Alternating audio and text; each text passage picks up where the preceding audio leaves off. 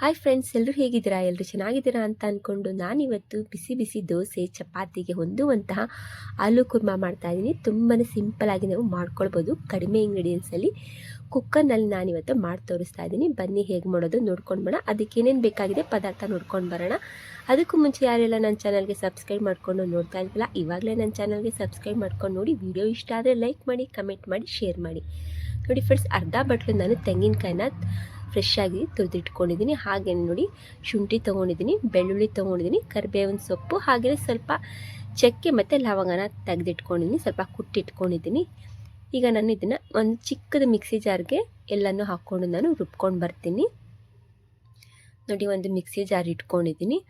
ನಾನು ಏನೇನು ತೊಗೊಂಡಿದ್ದೆ ನೋಡಿ ಎಲ್ಲ ಮಸಾಲೆ ಅಂದರೆ ಮಿಕ್ಸರ್ ಮಾಡ್ಕೊಳ್ಳೋದಕ್ಕೆ, ಅದನ್ನೆಲ್ಲ ನಾನೀಗ ಮಿಕ್ಸಿ ಜಾರ್ಗೆ ಹಾಕ್ಕೊಂಡು ನಾನೀಗ ಮಿಕ್ಸರ್ ಮಾಡ್ಕೊಂಡು ಬರ್ತೀನಿ. ನೋಡಿದ್ರಲ್ಲ, ಈ ರೀತಿಯಾಗಿ ನಾನೆಲ್ಲ ಹಾಕ್ಕೊಂಡು ಸ್ವಲ್ಪ ನೀರು ಸೇರಿಸ್ಕೊಂಡು ರುಬ್ಕೊಂಡು ಬರ್ತೀನಿ. ಇವಾಗ ನೋಡಿ ಫ್ರೆಂಡ್ಸ್, ಈ ರೀತಿಯಾಗಿ ನಾನು ರುಬ್ಕೊಂಡು ಬಂದಿದ್ದೀನಿ.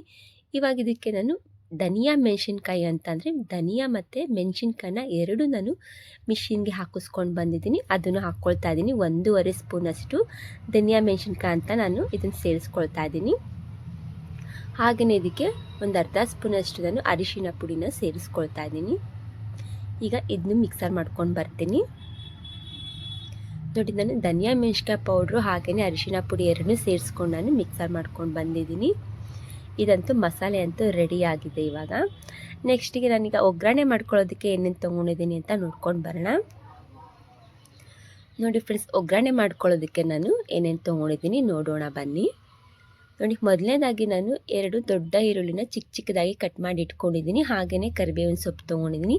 1 ಬೌಲಷ್ಟು ನಾನು ಬಿಳಿ ಬಟಾಣಿನ ನೆನೆಸಿಟ್ಕೊಂಡಿದ್ದೆ, ಅದನ್ನು ಸೇರಿಸ್ಕೊಳ್ತಾ ಇದ್ದೀನಿ. ಹಾಗೆಯೇ ನೋಡಿ, ಒಂದು 4ರಿಂದ 5 ಆಲೂಗೆಡ್ಡೆನ ಮೇಲ್ಗಡೆ ಸಿಪ್ಪೆಲ್ಲ ತೆಗೆದು ಈ ರೀತಿಯಾಗಿ ಕಟ್ ಮಾಡಿ ಇಟ್ಕೊಂಡಿದ್ದೀನಿ. ಹಾಗೆಯೇ ಒಂದು 3 ಟೊಮೆಟೊ ಹಣ್ಣನ್ನು ಕಟ್ ಮಾಡಿ ಇಟ್ಕೊಂಡಿದ್ದೀನಿ ಚಿಕ್ಕ ಚಿಕ್ಕದಾಗಿ. ಈಗ ನಾನು ಗ್ಯಾಸ್ ಮೇಲೆ ಒಂದು ಕುಕ್ಕರ್ನ ಇಟ್ಕೊಳ್ತೀನಿ. ಈ ಕುಕ್ಕರ್ ಒಳಗೆ ನಾನು ಎಣ್ಣೆನೂ ಆಲ್ಮೋಸ್ಟ್ ಹಾಕಿಟ್ಕೊಂಡಿದ್ದೀನಿ. ಎಣ್ಣೆನೂ ಬಿಸಿಯಾಗಿದೆ. ಇವಾಗ ನಾನು ಇದಕ್ಕೆ ಸಾಸಿವೆ ಮತ್ತು ಜೀರಿಗೆನೂ ಸೇರಿಸ್ಕೊಳ್ತಾ ಇದ್ದೀನಿ. ಇದೆರಡು ನಿಮಿಷ ಚಟಾಪಟ ಅಂದಾದ ತಕ್ಷಣ ನೋಡಿ, ಈಗ ಒಗ್ಗರಣೆಗೆ ನಾನು ಈರುಳ್ಳಿನೆಲ್ಲ ಹೆಚ್ಚಿಟ್ಕೊಂಡಿದ್ದೆ ನೋಡಿ, ಈರುಳ್ಳಿನ ಸೇರಿಸ್ಕೊಳ್ತೀನಿ ಫಸ್ಟಿಗೆ. ಇದು ಪೂರ್ತಿಯಾಗಿ ಎಣ್ಣೆ ಒಳಗೆ ಇದು ಹಸಿ ವಾಸನೆ ಎಲ್ಲ ಹೋಗೋ ತನಕನೂ ನಾವು ಹಾಗೆಯೇ ಫ್ರೈ ಮಾಡ್ಕೊಳ್ಳೋಕ್ಕೆ ಇಟ್ಕೊಳ್ಬೇಕು. ಈಗ ನಾನು ಇದಕ್ಕೆ ಕರಿಬೇವಿನ ಸೊಪ್ಪನ್ನು ಸೇರಿಸ್ಕೊಳ್ತಾ ಇದ್ದೀನಿ. ಫ್ರೆಂಡ್ಸ್, ಈ ರೀತಿಯಾಗಿ ಕುಕ್ಕರ್ನಲ್ಲಿ ಮಾಡಿಕೊಂಡ್ರೆ ತುಂಬ ಬೇಗನೂ ಆಗೋಗುತ್ತೆ, ತುಂಬ ಟೇಸ್ಟಿಯಾಗಿ ಬರುತ್ತೆ. ಈ ರೀತಿಯಾಗಿ ಒಂದು ಸಲ ಟ್ರೈ ಮಾಡಿ ನೋಡಿ, ತುಂಬಾ ರುಚಿಯಾಗಿ ಬರುತ್ತೆ, ಬೇಗ ಫಾಸ್ಟಾಗೂ ಆಗಿಬಿಡುತ್ತೆ ಇದು ಕುಕ್ಕರ್ನಲ್ಲಿ ನಾವು ಮಾಡಿಕೊಂಡ್ರೆ. ನೋಡಿದ್ದು 2 ನಿಮಿಷ ಆಗಿದ ನಂತರ ಇದಕ್ಕೆ ನಾನು ಹಸಿ ಬಟಾಣಿನ ಅಂದರೆ ನೆನೆಸಿಟ್ಕೊಂಡಿದ್ದೆ ನೋಡಿ, ಬಟಾಣಿನ ಸೇರಿಸ್ಕೊಳ್ತಾ ಇದ್ದೀನಿ. ಇದು ಬಿಳಿ ಬಟಾಣಿ ಇದೆ, ನೀವು ಬೇಕಂತ ಅಂದರೆ ಹಸಿರು ಬಟಾಣಿನೂ ಸೇರಿಸ್ಕೊಳ್ಬೋದು.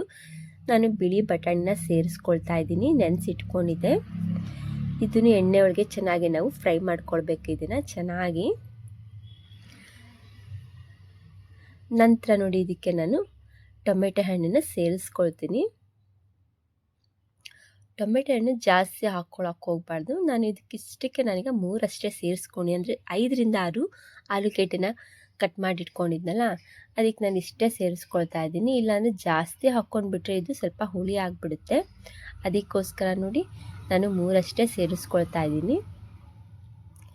ಇದು ಎಲ್ಲ ಸ್ವಲ್ಪ ಎಣ್ಣೆ ಒಳಗೆ ಬಿಟ್ಕೊಳ್ಬೇಕು, ಅಂದರೆ ಟೊಮೆಟೊ ಹಣ್ಣು ಸ್ವಲ್ಪ ಮೆತ್ತಗೆ ಆಗೋ ತನಕ ಹಾಗೆಯೇ ಬಿಡಬೇಕಾಗುತ್ತೆ ಎಣ್ಣೆ ಒಳಗೆ. ನೋಡಿ, ಇನ್ನು 2 ನಿಮಿಷ ಆಯಿತು. ಇವಾಗ ನಾನು ಆಲೂಗೆಡ್ಡೆನ ಸೇರಿಸ್ಕೊಳ್ತೀನಿ.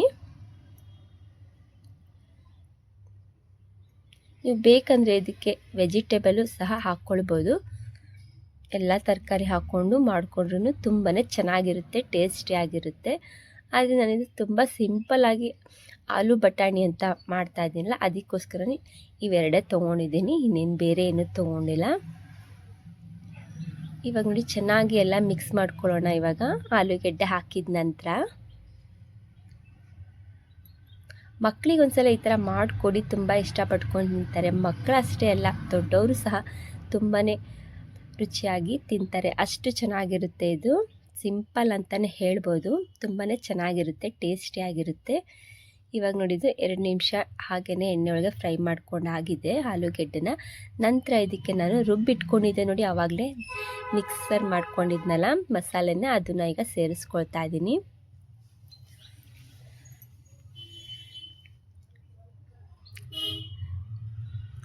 ಇವಾಗ ನೋಡಿ ಇದಕ್ಕೆ ಸ್ವಲ್ಪ ನಾನು ಮಿಕ್ಸಿ ಜಾರ್ಗೂ ಸ್ವಲ್ಪ ನೀರು ಹಾಕ್ಕೊಂಡು ಇದರೊಳಗೆ ಸೇರಿಸ್ಕೊಂಡಿದ್ದೀನಿ.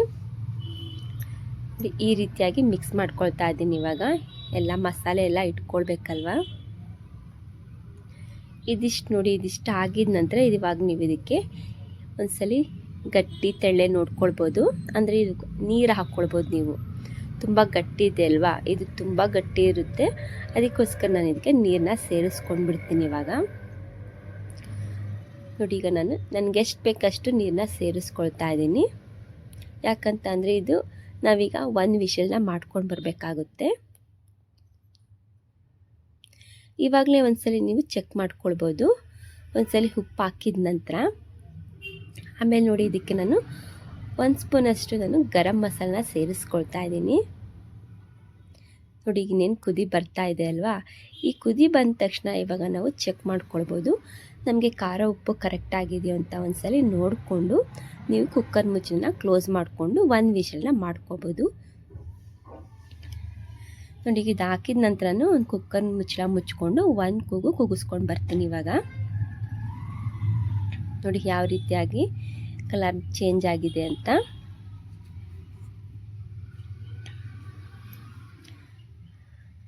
ನೋಡ್ಬೋದು ಫ್ರೆಂಡ್ಸ್, ಇವಾಗ ನೀವು ನಾನೀಗ 1 ಕೂಗು ಕೂಗಿಸ್ಕೊಂಡು ಬಂದಿದ್ದೀನಿ, ಅಂದರೆ 1 ವಿಷಲ್ನ ಮಾಡ್ಕೊಂಡು ಬಂದಿದ್ದೀನಿ. ನೋಡಿ ಯಾವ ರೀತಿಯಾಗಿ ಆಲೂ ಕುರ್ಮಾ ರೆಡಿ ಆಗಿದೆ ಅಂತ ನೋಡ್ಬೋದು ನೀವು. ನೋಡಿದ್ರಲ್ಲ ಎಷ್ಟು ಚೆನ್ನಾಗಿ ಬಂದಿದೆ, ವಾಸನೆನೂ ಅಷ್ಟೇ ತುಂಬ ಚೆನ್ನಾಗಿ ಬರ್ತಾ ಇದೆ. ನೋಡಿದ್ರಲ್ಲ ಎಷ್ಟು ಚೆನ್ನಾಗಿ ಬಂದಿದೆ ಅಂತ. ಇವಾಗ ನಾನು ಇದಕ್ಕೆ ದೋಸೆ ಮಾಡ್ಕೊಂಡಿದ್ದೆ ಆಲೂ ಕುರ್ಮಕ್ಕೆ. ಇವಾಗ ನೋಡಿ ನಾನು ಒಂದು ದೋಸೆನ ಹಾಕಿ ಸರ್ವ್ ಮಾಡಿ ತೋರಿಸ್ತಾ ಇದ್ದೀನಿ. ಈ ರೀತಿಯಾಗಿ ನೀವು ಚಪಾತಿಗೆ, ದೋಸೆಗೆ, ಪೂರಿಗೆ ತುಂಬಾ ಚೆನ್ನಾಗಿ ಬರುತ್ತೆ. ಒಂದ್ಸಲ ಟ್ರೈ ಮಾಡಿ ನೋಡಿ, ಈ ವಿಧಾನದಲ್ಲಿ ತುಂಬಾ ಚೆನ್ನಾಗಿ ಬರುತ್ತೆ. ಆಲೂ ಕುರ್ಮಾ ಸಿಂಪಲಾಗಿ ಮಾಡ್ಕೊಳ್ಬೋದು ನಾವು, ವೆಜಿಟೇಬಲ್ ಏನೂ ಇಲ್ಲ ಅಂದರೂ ಈ ರೀತಿಯಾಗಿ ಒಂದ್ಸಲಿ ಮಾಡ್ಕೊಂಡು ನೋಡಿ, ಎಷ್ಟು ಟೇಸ್ಟಿಯಾಗಿರುತ್ತೆ ಅಂದರೆ ನೀವು ಪದೇ ಪದೇ ಮಾಡ್ಕೊಳ್ತೀರ.